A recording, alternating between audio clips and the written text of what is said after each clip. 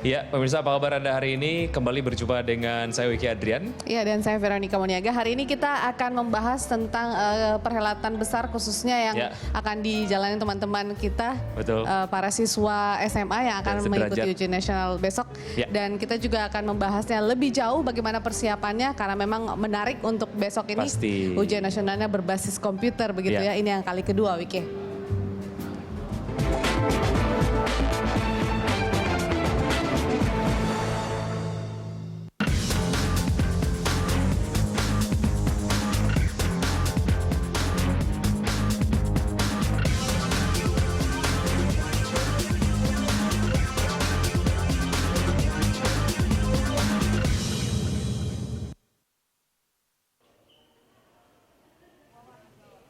Tinggal menghitung jam, ujian nasional untuk tingkat SMA dan sederajat akan dilaksanakan pada 4 hingga 6 April 2016. Berbagai persiapan pun telah dirampungkan mengingat ujian nasional ini terselenggara dengan dua cara, yaitu UN berbasis komputer atau UNBK dan UN tertulis. Sekolah yang menggunakan sistem ujian berbasis komputer dalam ujian nasional 2016 meningkat signifikan. Tahun 2015 lalu hanya ada sekitar 500 sekolah. Tahun ini jumlahnya mencapai 4.381 sekolah. Menteri Pendidikan dan Kebudayaan Anies Baswedan mengatakan jika tahun 2015 hanya 170.000 siswa, pada tahun 2016 ini meningkat hingga 921.862 peserta ujian nasional berbasis komputer. Namun menjelang pelaksanaan UNBK masih ada permasalahan teknis yang belum tertangani. Kendala teknis utama yakni internet hingga listrik. Pihak sekolah yang menyelenggarakan UNBK harus mengantisipasi hal ini agar ujian berjalan lancar. Tidak hanya itu, setiap kali ujian nasional dilaksanakan juga kerap kali muncul beberapa permasalahan krusial, seperti keamanan naskah dan proses pelaksanaan ujian dan kecurangan pihak sekolah. Kekhawatiran itu terbukti pada ujian nasional tahun 2015 lalu. Terungkap adanya dugaan kebocoran soal yang tersebar melalui internet. Kementerian Pendidikan dan Kebudayaan tentu perlu mengantisipasi hal ini agar ujian nasional tahun ini berjalan dengan lancar. Tim Liputan, Berita 1. Ya, oke. Teman-teman SMA dan sederajat hari ini lagi belajar, atau mungkin ada yang nggak lagi belajar, kan belajarnya udah beberapa waktu yang lalu. Ya. Tapi kalau ini kan pasti. SKS, sistem kelas semalam ya. Oke.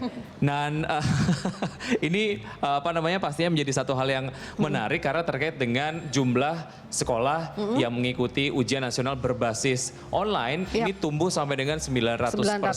Luar biasa ya. Luar biasa. Dan kita tanya langsung mungkin ke Pak Menteri. Ya, halo selamat siang Pak Anies Baswedan. Halo selamat siang. Iya, ini Pak Anies. Saya sedang di jalan jadi maafkan kalau sinyalnya naik turun. Baik, oke. Sejauh ini masih jelas terdengar Pak Anies. Pak Anies bicara soal ujian nasional yang kemudian akan diselenggarakan besok untuk teman-teman SMA dan sederajat. Ada dua metode lah ya, ada yang tertulis kemudian juga yang berbasis komputer. Persiapannya untuk kedua metode tersebut sejauh ini seperti apa Pak Anies? Baik, jadi peserta ujian nasional secara keseluruhan itu ada 7,1 juta siswa. SMP, SMA, dan sederajat termasuk madrasah. Kemudian untuk pesertanya sendiri itu terbagi dua, ada yang menggunakan kertas seperti dulu tertulis, kemudian juga berbasis komputer. Nah, dari sisi penyiapan logistik untuk yang tertulis dan komputer, alhamdulillah sudah selesai semua. Soal-soal ujian yang berbasis kertas, seluruhnya sudah sampai di lokasi sesuai dengan jadwal. Dan kalau bagian persiapan begini, rumusnya sederhana Mas. No news is good news. Kalau ada masalah pasti menjadi pembicaraan. Dan alhamdulillah persiapan ini berjalan dengan baik. Sehingga hampir di semua tempat materi-materi ujian sudah sampai. Ada beberapa yang hari ini memang baru diantar karena dirancang untuk diantar hari ini. Karena beberapa daerah memilih untuk tidak menyimpan terlalu lama di gudang mereka. Jadi memilih untuk disimpan di percetakan. Lalu yang menyangkut berbasis komputer, tahun ini itu kita mengalami peningkatan. Tahun lalu kita menyelenggarakan untuk 107.000 siswa. Tahun ini meningkat menjadi 921.000 siswa peserta ujian nasional berbasis komputer. Dan peningkatan ini memang jauh melampaui target. Kita di awal memperkirakan akan naik beberapa kali lipat, tetapi ini justru naiknya sampai 9 kali lipat. Dan ini saya gariskan bukan online, ini berbasis komputer. Artinya dikerjakan di sekolah secara offline menggunakan server mereka. Karena itu soal-soal dan lain-lain sudah selesai di download ke masing-masing sekolah. Dan prosesnya itu barangkali salah satu proses download yang paling besar di Indonesia. Karena datanya cukup besar, di download dalam waktu 4 hari. Sehingga sekarang ini praktis secara infrastruktur persiapan sudah siap. Dan kita pun sudah berbicara dengan PLN, memberitahu pada mereka lokasi-lokasi sekolah, dan PLN alhamdulillah memberikan komitmen untuk menjaga agar aliran listrik di sekolah-sekolah penyelenggara UN itu tidak terganggu selama proses ujian berlangsung. Lalu ada satu kota yang menyelenggarakan 100% berbasis komputer, yaitu Surabaya.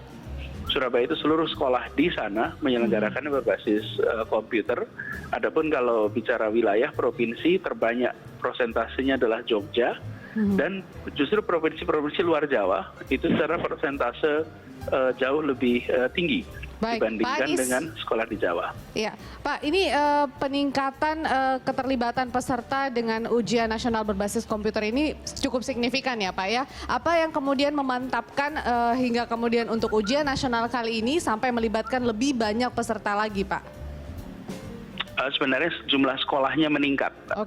Jadi jumlah sekolah meningkat dari semula sekitar 500 sekolah, ini sekarang meningkat menjadi 4.000 lebih sekolah yang menggunakan basis komputer. Berarti infrastruktur berupa komputernya sendiri juga sudah lebih lengkap begitu ya Pak ya di beberapa sekolah yang terlibat? Betul, saya rasa tahun lalu ketika kita mengundang sekolah untuk mengikuti berbasis komputer itu sampai sekarang pun masih sama sifatnya sukarela. Jadi kita menawarkan pilihan dan kita mensyaratkan ada infrastruktur. Karena kami tidak ingin dan kami gariskan berkali-kali bahwa tidak boleh melakukan pengadaan komputer hanya untuk ujian nasional. Komputer itu diadakan untuk proses pembelajaran. Bahwa di akhir tahun bisa dimanfaatkan untuk ujian itu baik. Tetapi tujuan utamanya adalah untuk belajar. Nah, selama ini kita lihat dari sekolah-sekolah yang menyelenggarakan ternyata siswanya merasakan lebih nyaman, proses ujian integritasnya lebih terjamin, dan buktinya lalu sekolah-sekolah lain berbondong-bondong mengikuti sekolah pionir yang tahun lalu bersedia menjadi sekolah-sekolah pemula. Lebih efektif dan lebih ekonomis sebetulnya kalau dilihat dari beberapa kelebihan. Sangat ekonomis karena pengiriman soal dan lain-lain ketika kita menggunakan kertas, itu pengirimannya, pencetakannya, tantangan logistiknya luar biasa. Karena kita harus menyelenggarakan di seluruh tempat seluruh Indonesia. Begitu menggunakan basis komputer, maka yang dibutuhkan adalah infrastruktur hardware. Tapi kalau ada itu dan ada listrik, ada jaringan internet, alhamdulillah sekolah kita itu lebih dari 85% itu sudah tersambung dengan internet. Jadi ini sangat memudahkan sekali pelaksanaannya. Jadi sudah tidak ada lagi berita-berita terkait dengan distribusi soal ke pelosok-pelosok gitu ya kalau bicara soal. Oh, masih sampai sekarang masih. Sampai sekarang masih, karena kan untuk yang berbasis masih kan dari 7,1 juta ya? itu. Ya, dari 7,1 juta baru 900 yang sekarang menggunakan itu, jadi 6,2 juta masih menggunakan kertas. Tapi itu pun alhamdulillah manajemen teman-teman di Kemdikbud ini baik perencanaannya. Saya sampaikan dari awal kita harus lakukan nomor 1 perencanaan, nomor 2 perencanaan, nomor 3 perencanaan, baru nomor 4 eksekusi.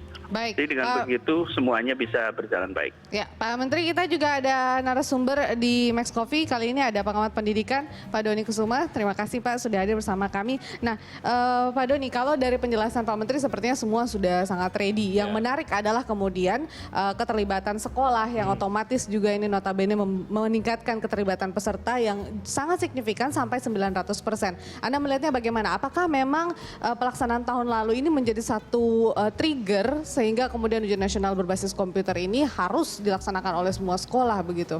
Pak Doni, sebaiknya kemudian dilakukan Jadi sebenarnya ada dua hal mengapa ujian nasional berbasis komputer tahun ini itu lebih banyak pesertanya. Iya. Jadi dari segi kesiapan itu mereka sudah mempersiapkan selama 1 tahun.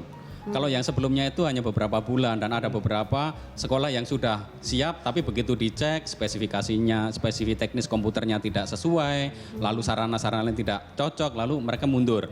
Jadi di Jakarta aja dulu hanya sedikit gitu, hanya nggak sampai puluhan gitu ya. Nah sekarang ini selama 1 tahun mereka kemudian mempersiapkan.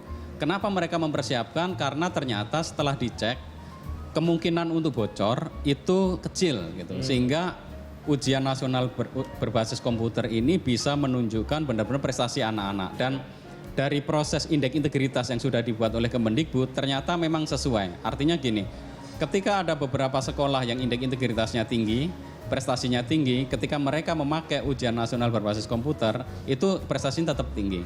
Sedangkan ada yang indeks integritasnya tinggi, indeks integritasnya rendah, hasilnya tinggi, begitu mereka pakai ujian komputer, maka kemudian Artinya ini adalah sebuah metode yang akan menilai kemampuan siswa secara objektif gitu ya? lebih objektif, betul. Sehingga karena juga sistem keamanannya juga lebih terjaga, maka kemudian sulit untuk katakanlah membocorkan. Kalau toh dapat bocoran juga akan sulit karena variasi soalnya begitu banyak dan itu diacak. Itulah alasan kenapa juga sebenarnya ujian nasional berbasis komputer ini lebih menguntungkan begitu ya dan lebih penting direalisasikan. Ya baik, kita masih akan melanjutkan perbincangan di segmen berikutnya Pak Doni dan juga Pak Anies di ujung telepon. Pemirsa tetaplah bersama kami di Lunch Talk.